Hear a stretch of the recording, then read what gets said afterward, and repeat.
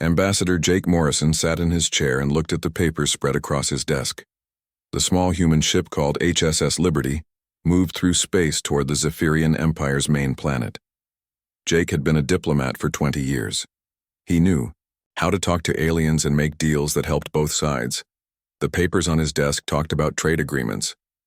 Earth wanted to sell food and metals to the Zephyrians. The Empire wanted to sell their advanced technology to humans. It seemed like a good deal for everyone. Jake read about Zephyrian culture and their strange customs. He wanted to make sure he did not say anything wrong during the meetings. Lisa Hayes worked at the communication station nearby. She was young but very good at her job. The radio was quiet except for the usual space traffic reports. Ships talked to each other about safe routes and weather conditions around different planets. Ryan Clark stood near the weapon controls. He was the security chief and always worried about danger. Even though this was a peaceful mission, he kept the ship's defenses ready. Space could be dangerous, and humans had many enemies in the galaxy. Dr. Amy Foster sat in the medical bay reading about Zephyrian biology. She wanted to understand how their bodies worked in case someone got sick during the negotiations. The Zephyrians were much taller than humans and had blue skin. Their hearts beat much slower than human hearts. Navigator Ben Rogers checked their course to make sure they would arrive on time.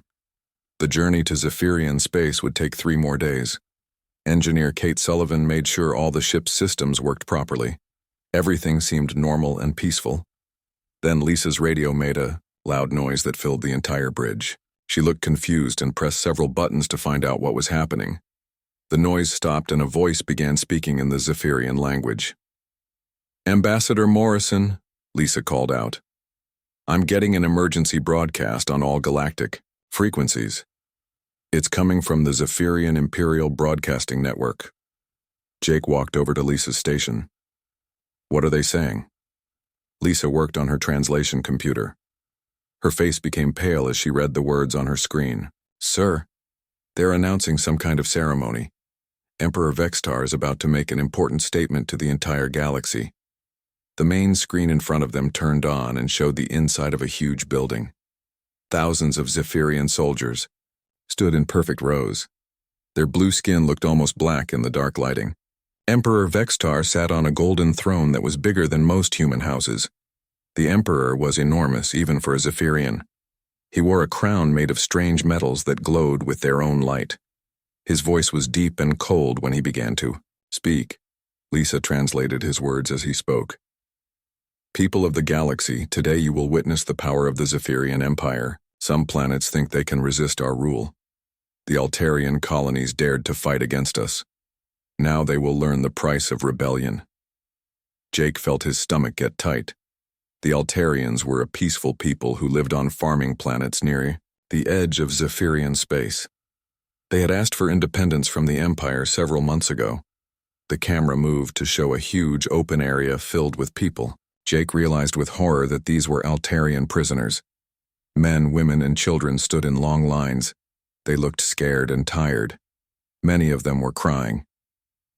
"These 40,000 rebels will die today," the Emperor continued. "Let this be a lesson to any world that thinks of defying the Empire. Resistance leads only to death." Dr. Foster ran onto the bridge when she heard the commotion. She looked at the screen and gasped. "Those aren't soldiers. They're just ordinary people." Ryan Clark began recording everything on his security cameras. His hands shook as he operated the controls. "This is murder. These people never hurt anyone." The execution began. Zephyrian soldiers used energy weapons that killed instantly, but there were so many prisoners that the killing went on and on. Jake watched families die together. He saw children reach for their parents as the weapons fired. Kate Sullivan ran to the bathroom and got sick. Ben Rogers sat down heavily in his chair. Lisa Hayes kept translating even though tears ran down her face. The Emperor smiled as he watched the slaughter. "Turn it off," Jake said quietly. "Sir?" Lisa asked. "I said turn it off," Jake shouted. The screen went black, but everyone still heard the sounds of the execution continuing on the radio. Lisa finally found the right button to stop the broadcast. The bridge became very quiet. Dr. Foster was helping Kate Sullivan, who could not stop shaking. Ryan Clark still recorded information about what they had seen. Ben Rogers calculated how long it would take to get back to Earth. Jake stood in the middle of the bridge and made a decision that would change everything. "We're not going back. To Earth." "Sir?" Ryan asked. "We're going to continue to Zephyrian space, but we're not going there to make trade deals anymore." Lisa looked confused. "What are we going to do?" Jake's voice was hard and angry.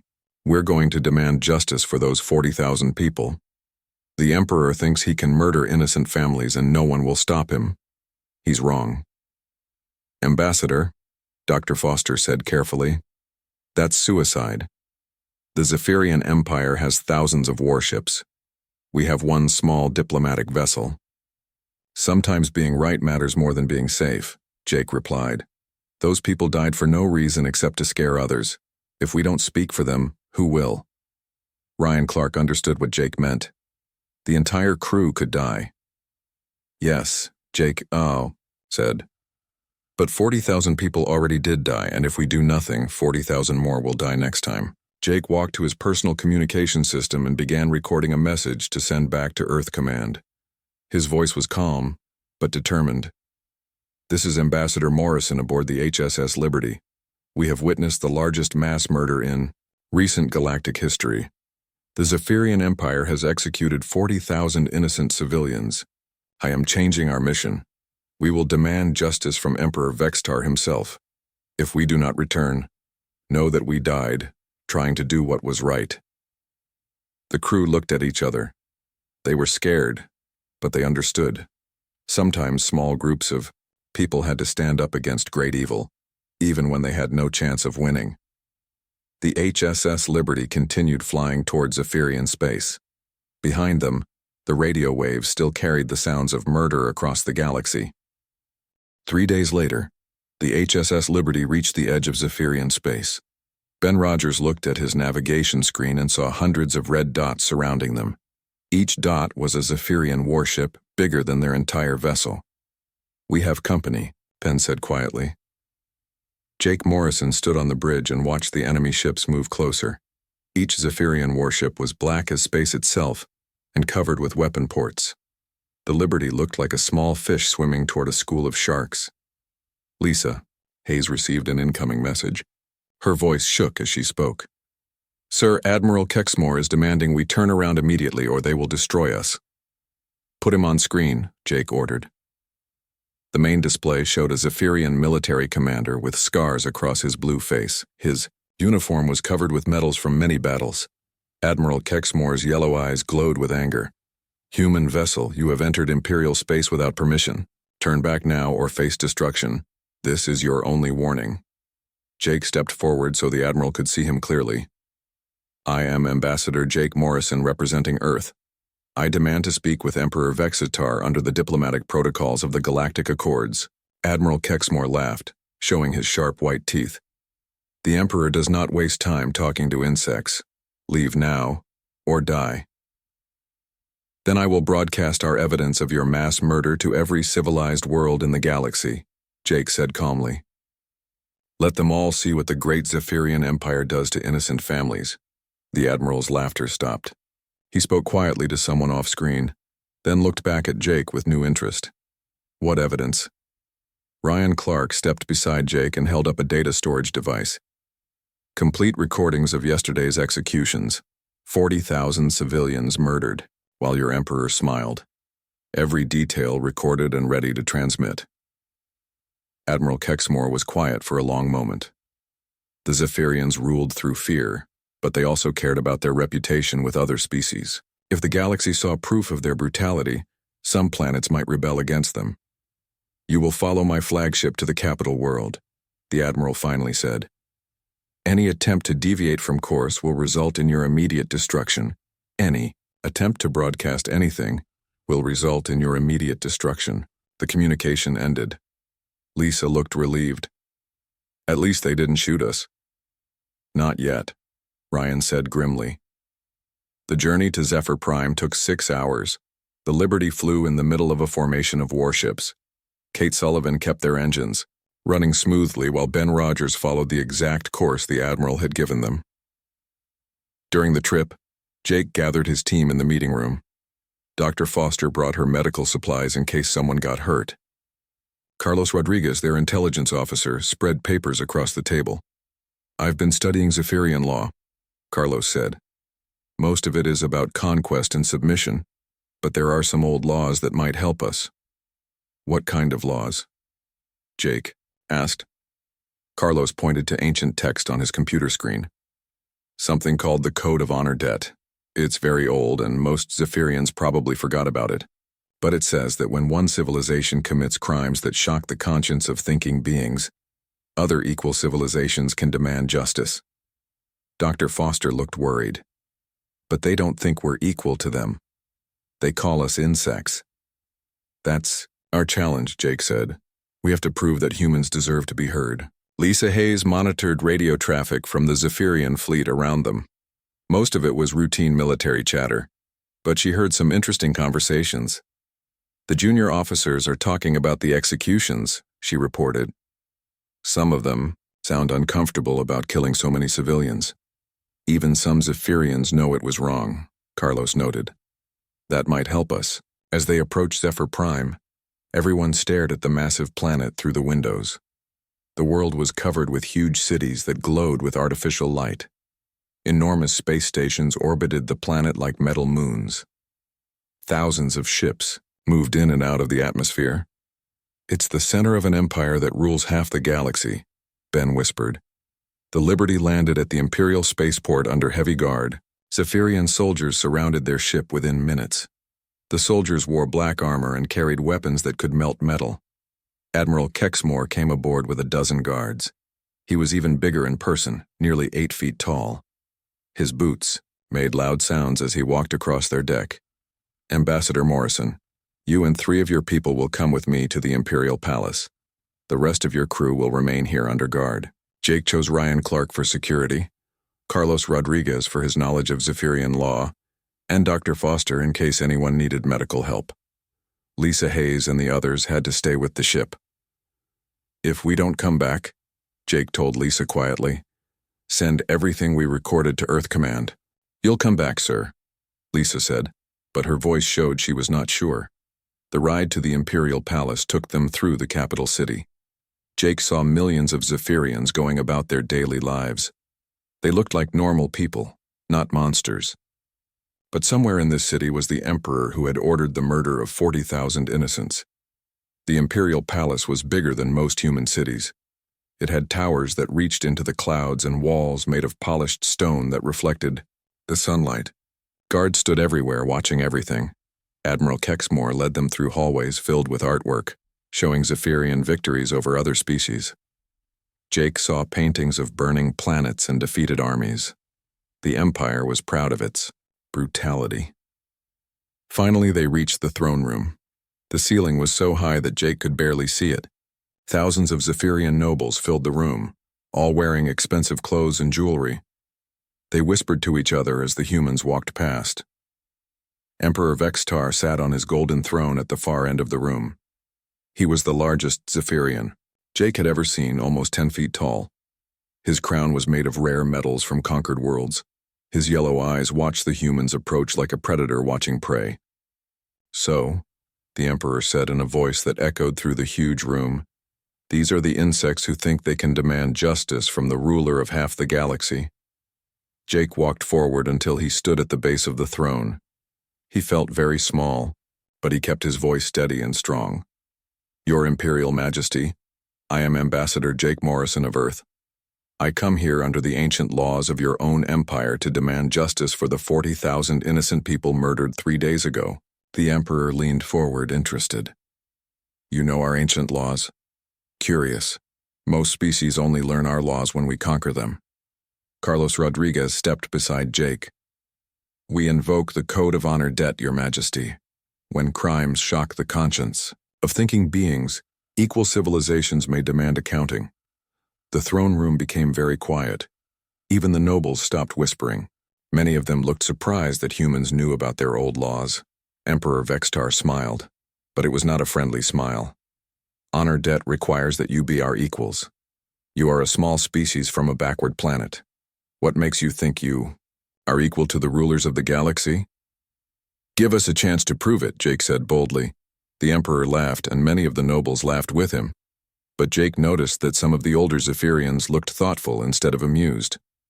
Very well, little human, you amuse me. I will give you 3 days to present your case to the Imperial High Court. If you can prove that your species deserves to be heard, we will listen to your demand for justice. If you fail, you and your crew will be executed as spies. Jake felt his heart beat faster, but he kept his expression calm. We accept your challenge, Your Majesty. Excellent. You will be provided quarters in the palace. Do not attempt to leave or communicate with your ship. The trial begins tomorrow morning. As guards led them away, Jake heard the Emperor talking to his advisors. This should be entertaining.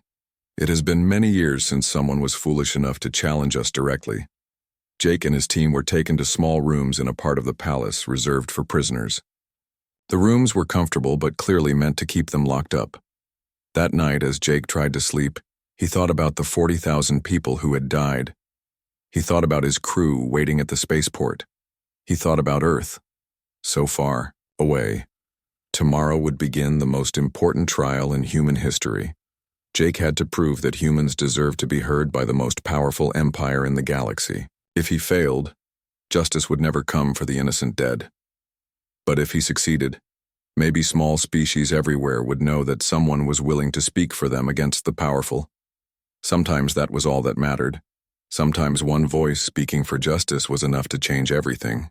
The next morning, Zephyrian guards woke Jake Morrison and his team before sunrise. They were given simple gray clothes to wear and a small breakfast of strange alien food. Dr. Foster tested the food first to make sure it was safe for humans to eat. How do you feel? She asked Jake as they prepared to leave their rooms. Scared but ready, Jake answered honestly. We have to do this for those 40,000 people. The guards led them through long hallways to the Great Hall of Judgment. The room was even bigger than the throne room. Hundreds of Zephyrians sat in rows of seats that went up to the ceiling. They all wanted to watch the trial of the small humans who dared to challenge their empire. At the front of the room sat 12 Zephyrian judges on a high platform. Each judge wore black robes and a silver mask that covered half their face. The masks were supposed to show that justice was blind, but Jake wondered if these judges really cared about justice. Chief Justice Morvan sat in the center chair. He was very old, even for a Zephyrian, and his blue skin had turned almost white. With age, his voice was dry like old paper when he spoke. We are here to determine if the species called humans has the right to demand justice from the Zephyrian Empire. The humans claim we have committed crimes that shock the conscience of thinking beings. Emperor Vextar sat on a special throne, near the judges. He looked bored and played with a small device that projected images in the air. To him, this was just entertainment. Imperial Attorney General Nexthor stood up to speak for the Empire. He was younger than most of the other officials, but very smart and dangerous. His yellow eyes focused on Jake like a hunter watching his prey. Your Honors, Nexthor began. These humans come from a primitive world on the edge of the galaxy. They have no great cities, no powerful armies, no vast territories. They are insects pretending to be equals with gods. Jake stood up to respond. The room became quiet as hundreds of Zephyrians waited to hear what he would say. Your Honors, we do not claim to be gods. We claim to be thinking beings who know right from wrong. We saw your empire murder 40,000 innocent people, including children and elderly civilians. This shocked our conscience, as it would shock any decent being in the galaxy. Chief Justice Morvan leaned forward. You have evidence of these supposed crimes? Ryan Clark stepped forward and activated a portable display device. The images from 3 days ago appeared in the air above them. Everyone in the courtroom could see the executions happening again. Many of the Zephyrians in the audience looked uncomfortable. Some of the younger ones turned away when they saw children being killed, but Nexthor showed no emotion at all. This is not a crime, Nexthor said calmly. This is military justice. The Altarians rebelled against lawful imperial rule. Rebellion is punishable by death under our laws. Those were not soldiers, Jake replied. Those were farmers and teachers and shopkeepers. They were families with children. They supported rebellion. That makes them rebels. Carlos Rodriguez stood up with his law books. Your Honors, even under Zephyrian military law, civilians cannot be executed without individual trials. Mass execution of non-combatants violates your own legal codes. Nexthor smiled coldly. An interesting point. But it assumes these humans have the right to question our laws. They must first prove they are our equals. Chief Justice Morvan nodded, slowly. The prosecutor makes a valid point. Before we can consider your evidence, you must demonstrate that humanity deserves to be heard by this court. Jake felt his stomach tighten. This was the crucial moment. How do we prove that, Your Honor? You must pass 3 tests, the Chief Justice said. Tests of wisdom, courage, and moral strength. If you fail any test, your case will be dismissed, and you will be executed as spies. Emperor Vextar looked more interested now. He stopped playing with his device and watched Jake carefully. We accept, Jake said without hesitation. The first test began immediately. A huge puzzle appeared on the wall behind the judges. It was made of thousands of moving pieces that constantly changed color and position. The puzzle had been unsolved for over 300 years. Many civilizations have tried to solve the eternal maze, Chief Justice Morvan explained. All have failed. You have 1 hour. Jake looked at the puzzle with Carlos and Ryan. It seemed impossible.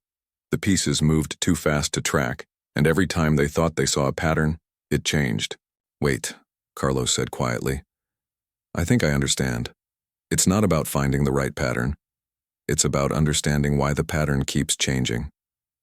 Ryan studied the movements carefully. The pieces are reacting to each other.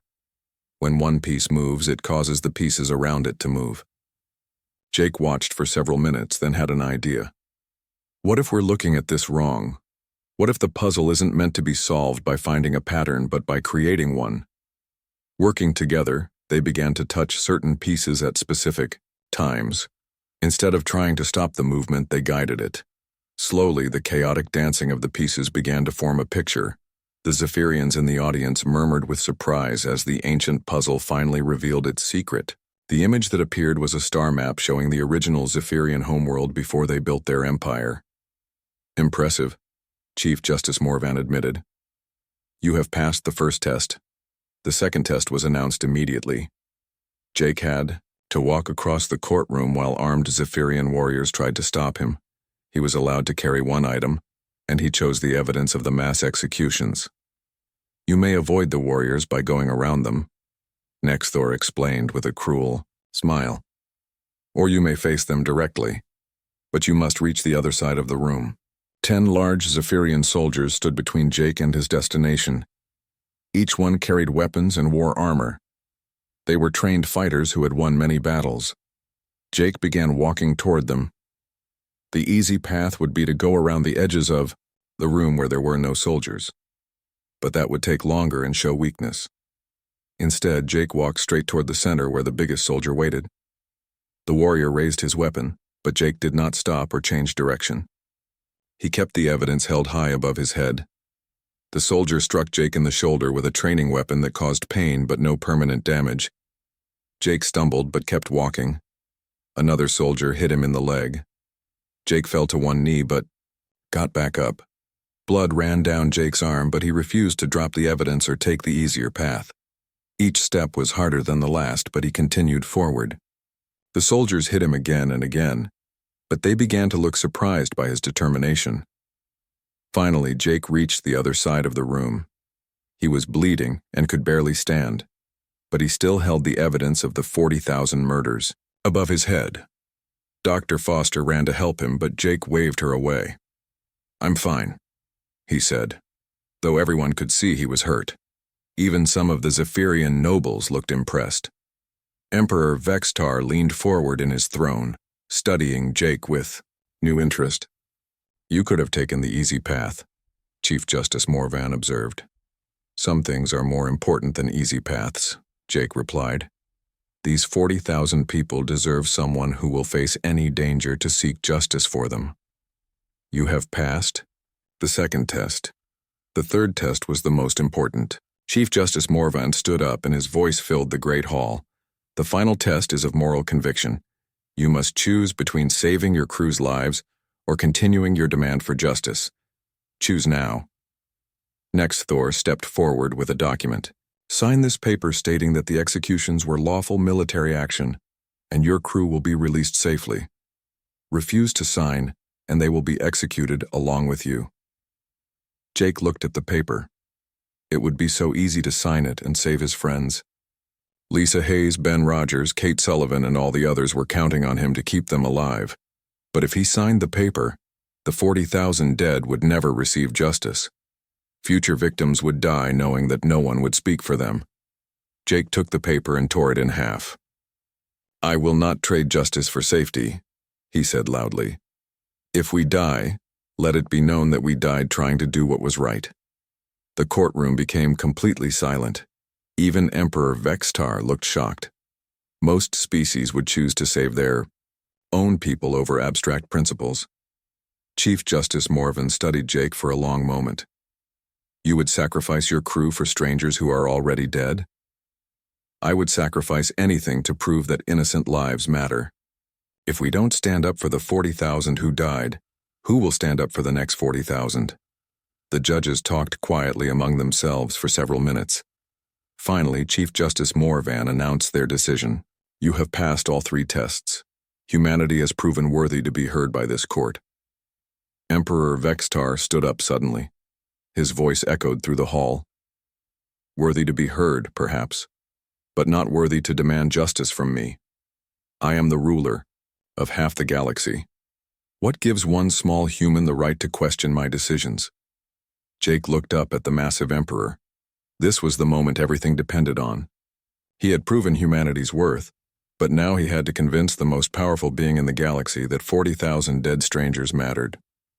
Your Majesty, Jake said, give me the chance to explain why those lives should matter to you. Give me the chance to show you what your empire could become if it chose justice over fear. Jake Morrison stood in the center of the Great Hall of Judgment. Every eye in the room focused on him. Emperor Vextar sat on his throne like a giant predator waiting to strike. The silence stretched on until Jake could hear his own heartbeat. Jake knew this was the most important moment of his life. Not just for him and his crew, but for every small species in the galaxy who suffered under the Empire's rule. He had to find the right words to reach a being who thought murder was entertainment. Your Imperial Majesty, Jake began, his voice clear and strong. You rule half the galaxy through fear. Your enemies tremble when they hear your name. Your armies have conquered 1,000 worlds. You are the most powerful being alive. Emperor Vextar nodded, pleased by these words. The nobles in the audience murmured their agreement. But Jake was not finished. But Your Majesty, with all that power, you made one terrible mistake 3 days ago. The murmuring stopped. The Emperor's yellow eyes narrowed dangerously. What mistake, human? You showed the galaxy your greatest weakness. Angry shouts came from the Zephyrian nobles. How dare this small human claim their Emperor had any weakness? Several guards stepped forward, but Emperor Vextar raised his hand to stop them. Explain yourself quickly before I have you killed for insult. Jake took a deep breath. Everything depended on what he said next. Your Majesty, you think killing 40,000 innocents showed your strength, but it showed your fear. Fear? The Emperor laughed, but it sounded forced. I fear nothing. You fear losing control. You fear that if one planet successfully rebels, others will follow. You fear that your empire might crumble if you show any mercy. So you killed families and children to send a message of terror. Jake walked closer to the throne, ignoring the weapons pointed at him. But Your Majesty, truly strong leaders don't rule through fear alone. They rule through respect. When you murdered those innocents, you lost the respect of every decent being in the galaxy. Carlos Rodriguez and Ryan Clark watched nervously as Jake spoke. Dr. Foster held her medical supplies, ready to help if the guards attacked, but Jake continued speaking with growing confidence. The Altarians asked for independence peacefully. They didn't attack your soldiers or threaten your other worlds. They simply wanted to govern themselves. A truly strong empire would have negotiated with them, maybe given them some self-rule while keeping them as allies. They were rebels, Emperor Vextar said, but his voice sounded less certain than before. They were farmers who wanted freedom, and you turned them into martyrs. Now every oppressed planet in the galaxy knows what happened to the Altarians. Some will be too scared to rebel, but others will fight even harder because they know you. Show no mercy to peaceful resistance. Jake stopped walking when he reached the base of the throne steps. He looked up at the enormous emperor without fear. Your Majesty, you made your empire weaker, not stronger. You turned potential allies into bitter enemies. You made the galaxy fear you, but you also made them hate you. The throne room was completely silent. Even the guards seemed uncertain about what to do. Emperor Vextar stared down at Jake with an expression that was hard to read. And what would you have me do, little human? Show weakness by apologizing? Allow rebels to challenge my authority without consequences? I would have you show true strength, Jake replied. The strength to admit when you've made a mistake. The strength to choose justice over revenge. The strength to build an empire that lasts forever because people choose to be part of it, not because they're forced to. Jake turned to face the audience of nobles and officials. His voice grew louder so everyone could hear him clearly. Humans offer the Zephyrian Empire something no other species has offered. We offer to be your partners in building a better galaxy. Not subjects who obey out of fear, but allies who tell you the truth even when it's difficult to hear. Why would we want such partnership? Asked Chief Justice Morvan. Because, Your Honor, empires built on fear always fall eventually. The Romans, the Mongols, the Nazis on our world, they all seemed unstoppable until they weren't. But partnerships built on mutual respect can last for thousands of years. Jake pulled out a small device and activated it. A holographic star map appeared in the air, showing the entire galaxy. Look at all these worlds under Imperial rule. How many of them truly support the Empire? How many would rebel tomorrow if they thought they could win? The map highlighted dozens of planets in red, showing worlds where resistance movements were active. The Zephyrians looked uncomfortable as they realized how much of their empire was held together only by military force. Now imagine, Jake continued, if even half of those worlds chose to support the Empire because they believed in its justice and fairness. Imagine an empire where conquered peoples became proud citizens instead of resentful subjects. Emperor, Vextar leaned forward in his throne. You speak of things that have never existed. Empires rule through strength, not through fairness. Then let us help you create something new, Your Majesty. Humans have experience with building governments, where different peoples work together voluntarily. Our planet has many different nations, but we've learned to cooperate instead of constantly fighting. Dr. Foster stepped forward. Your Majesty, humans have something else to offer. We have experience with healing. Not just medical healing, but healing the wounds between different peoples. We could help the Empire repair its relationships with worlds that have been hurt by past conflicts, Carlos Rodriguez added, and we offer you our knowledge of law and justice. Humans have spent thousands of years learning how to create fair legal systems. We could help the Empire develop better ways to govern its many different species. Ryan, Clark spoke last. We offer you our loyalty, but not our blind obedience. We will fight beside you against real enemies, but we will also tell you when we think you're making mistakes. That kind of honesty is the greatest gift one ally can give another. Emperor Vextar sat quietly for a long time, thinking about what he had heard. The nobles and officials waited nervously for his response. Jake and his team stood ready for whatever decision came. Finally, the Emperor spoke.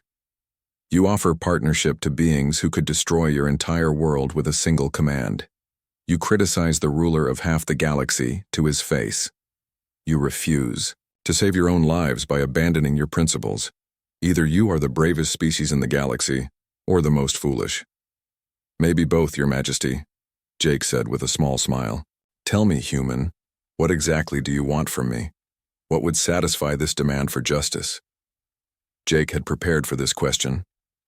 We want 3 things, Your Majesty. First, acknowledgement that the mass execution was wrong and went against the Empire's own laws. Second, reparations to the surviving Altarian families. Third, establishment of a joint commission to prevent such atrocities in the future. And if I refuse? Jake gestured to his team. Then we die here, but our deaths will have meaning. Every species in the galaxy will know that someone was willing to speak for the innocent, even knowing it meant death. Sometimes that's all that matters. And if I agree to your demands? Then humanity pledges to be the Empire's greatest ally in building a better galaxy. We will help you transform from an empire of fear into an empire of justice. We will stand with you against any enemy who threatens the peace and prosperity of civilized worlds. Emperor Vextar stood up from his throne. At his full height, he towered over everyone in the room.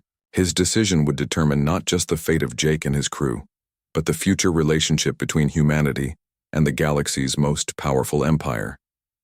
You have given me much to think about, Ambassador Morrison. I will consider your words carefully. The Emperor walked down the steps until he stood directly in front of Jake. But understand this, little human. If I agree to your terms, it will not be because you forced me to. It will be because you convinced me that a different path might lead to a stronger empire. Jake looked up at the massive alien ruler. That's all we ask, Your Majesty. The chance to prove that justice and strength can work together. We will have my answer tomorrow, Emperor Vextar announced. Until then, you and your crew will remain under guard. As Jake and his team were led back to their quarters, Jake felt a mixture of hope and fear. He had said everything he could think of to convince the Emperor. Now he could only wait and see if his words had been enough to bring justice for 40,000 innocent dead.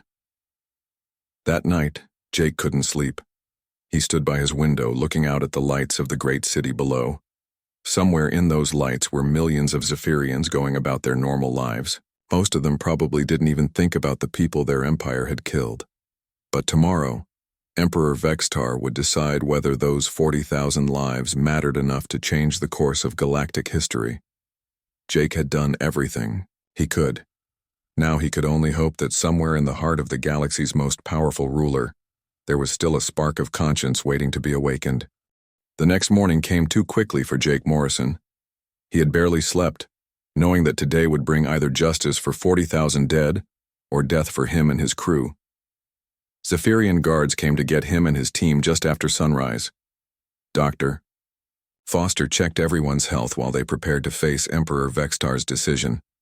Ryan Clark looked tired but determined. Carlos Rodriguez organized his law books one last time, though he probably would not need them anymore. Whatever happens today, Jake told his team. We did the right thing. Those 40,000 people have someone who spoke for them. We're proud to be here with you, Ambassador, Dr. Foster said quietly. The guards led them back to the throne room, which was even more crowded than the day before. Word had spread throughout the capital that the Emperor would announce his decision about the small humans who had dared to challenge the Empire. Emperor Vextar sat on his golden throne, looking as massive and powerful as ever. But something was different about his expression. The cruel amusement was gone, replaced by something that looked almost like respect. Chief Justice Morvan and the other judges sat in their places. Imperial Attorney General Nex Thor stood nearby, looking worried. He had expected the humans to be executed by now. Jake and his team stood in the center of the room. Hundreds of Zephyrian nobles watched them from the seats above. Everyone waited to hear what the ruler of half the galaxy would decide. Emperor Vextar stood up slowly. When he spoke, his voice filled the enormous room. Yesterday, a small human told me that I had shown weakness by killing 40,000 innocent people. He said I'd acted out of fear instead of strength. The Emperor paused and looked directly at Jake.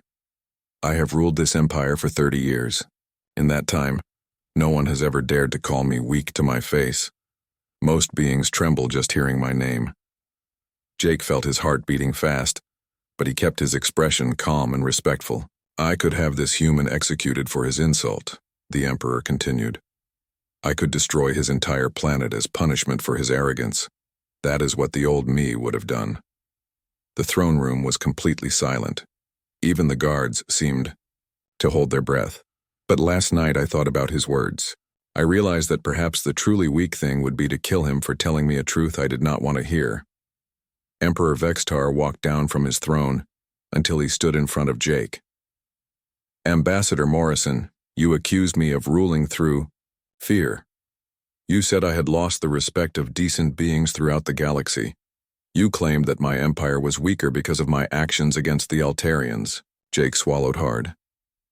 Yes, Your Majesty, I said those things. You were right.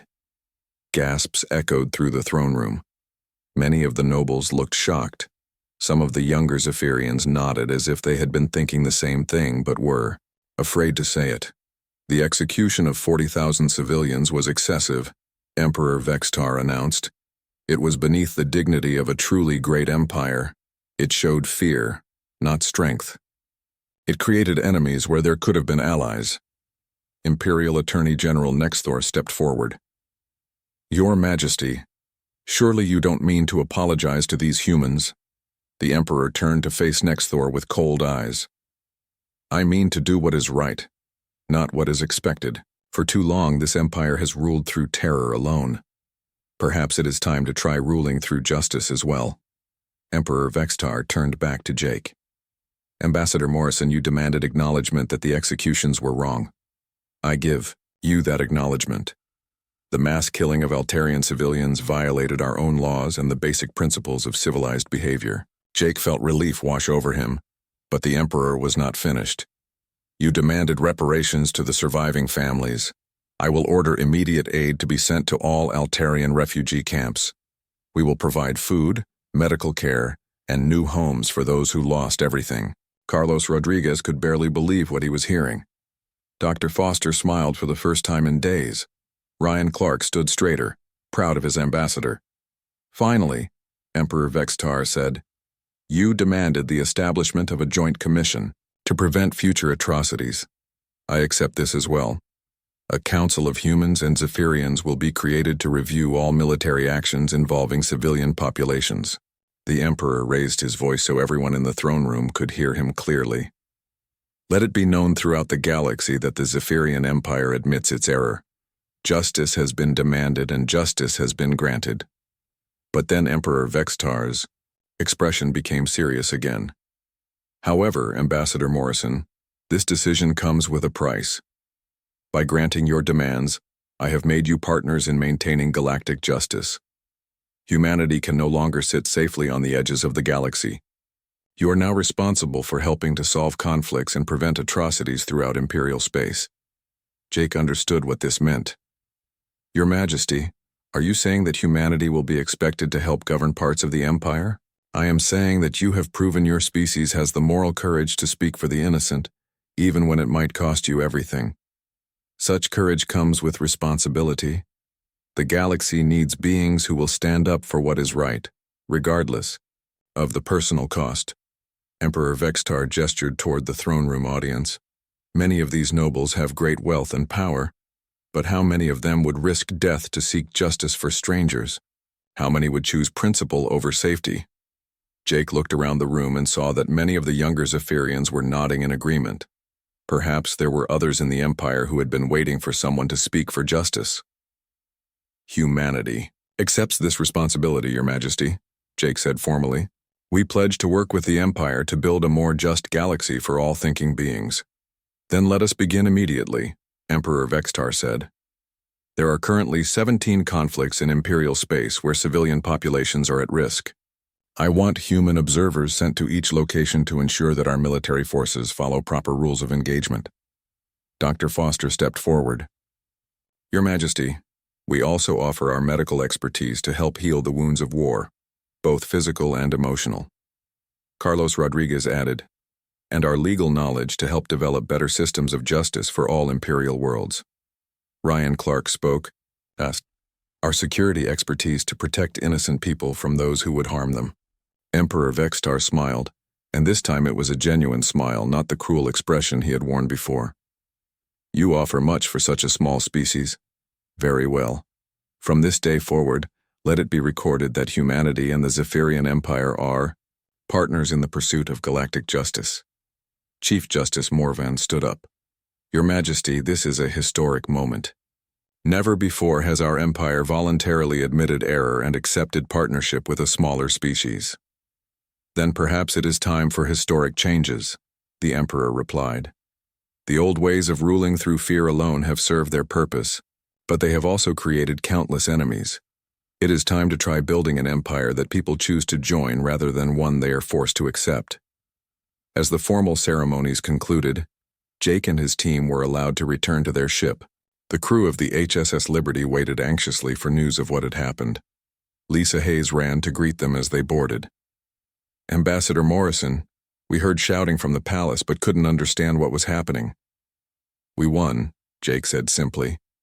The Emperor admitted the executions were wrong. There will be reparations for the families and new laws to prevent future atrocities. Ben Rogers looked amazed. He actually listened to you? Eventually, Jake said with a tired smile. But the real work is just beginning. Humanity is now responsible for helping to maintain justice throughout Imperial space. Kate Sullivan asked, the question they were all thinking. What does that mean for us? Jake looked out the window of their ship at the great city surrounding them. It means we're no longer just visitors in this galaxy. We're part of it now with all the responsibilities that brings. As the HSS Liberty prepared to leave Zephyrian space, Jake thought about the 40,000 people who had died. Their deaths had not been in vain. Their sacrifice had forced the galaxy's most powerful empire to face its own brutality and choose a better path. The ship lifted off from the Imperial capital and began its journey back toward human space. But Jake knew they would return soon. There was work to do, justice to maintain, and a galaxy to help heal. Dr. Foster found Jake standing in the observation deck, watching the stars. Do you think we really changed anything? She asked. I think we proved that sometimes one voice speaking for justice can move even the mightiest empire, Jake replied. Those 40,000 people finally got someone to speak for them. And maybe, just maybe, we prevented 40,000 more from dying in the future. As the Liberty jumped to faster than light speed, Jake sent a message back to Earth Command. Mission accomplished. Humanity is no longer just another small species trying to survive in a dangerous galaxy. We are now guardians of galactic justice. The real work begins now. The stars rushed past their ship as they carried the news of their victory back to Earth. Behind them, the Zephyrian Empire began the difficult work of learning to rule through justice instead of fear alone. Jake Morrison had demanded justice for 40,000 dead strangers. In the end, he had won not just justice for them, but a new role for all.